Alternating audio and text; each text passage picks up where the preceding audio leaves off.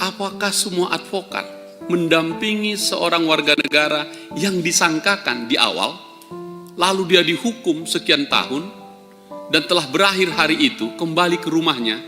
Adakah teman-teman yang tahu dan mengantarkannya ke rumahnya? Oke, biasanya kalau udah sampai di lapas, selesai itu, dan habis kuasa kita. Ada satu penyanyi legendaris Batak, namanya Jack Marpaung, almarhum ini. Waktu sebelum menjadi penyanyi terkenal, sempat dia melakukan kejahatan lah di Pulau Gadung. Oke, lalu dia ditahan dan dia kemudian menciptakan lagu. Dan lagu itu adalah protes terhadap KUHP. Karena dia terlalu lama ditahan dan juga ditahan di tempat yang tidak memadai. Mungkin kalau tahu Pak Mangihut lagunya ini bagus ini. Dan langsung diteriakkan ke jaksa yang pertama, yaitu ke Pak Mangihut. Kira-kira begini lagunya ini.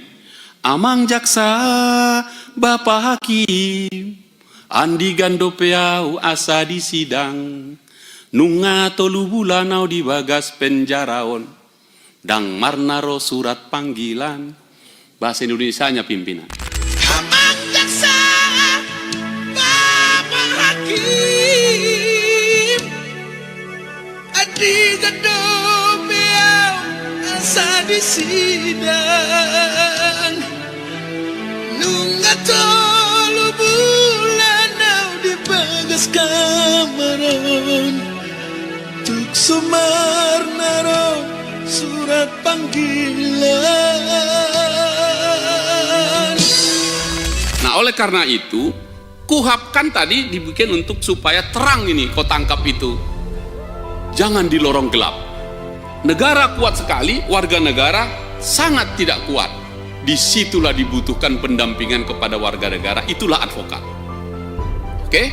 Jadi setiap orang yang disentuh negara untuk diperiksa, mau tersangka, apalah juga saksi, penggeledahan, apapun dia warga negara yang bersentuhan dengan hukum, mestinya didampingi advokat supaya seimbang.